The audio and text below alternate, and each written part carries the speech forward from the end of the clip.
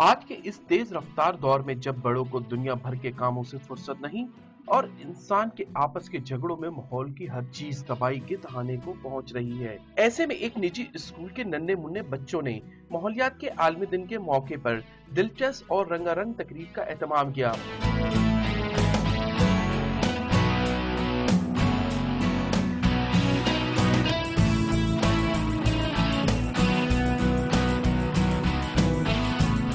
اس موقع پر بچوں کا کہنا تھا، اگر ماحول کو آج صاف نہیں رکھا تو آئندہ بہت سی مشکلات پیش آ سکتی ہیں۔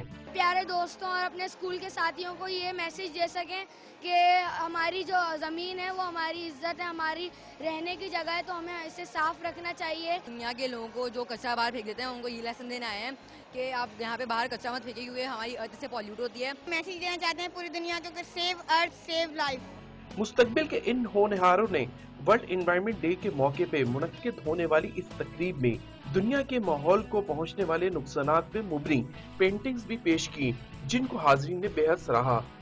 ارتھ کے اندر یہ دکھایا کہ پہلے کی ہماری ارتھ کیسی تھی اور اب کی ہماری ارتھ کیسی ہے۔ درختوں کو کاٹ دیا اور اپنی بڑی بڑی ملز کھڑے کر لیے، اپنا پیٹ بھر لیں اور ہم نے ماحول کو بالکل گندا بنا لیا ہے۔ پینٹنگ کے ساتھ ساتھ عالمی یوم ماحولیات ڈے کے حوالے سے ان ننھے طلبہ نے دلچسپ ٹیبلو بھی پیش کیے اور مستقبل کے موسمی خطرات سے آگاہی دی۔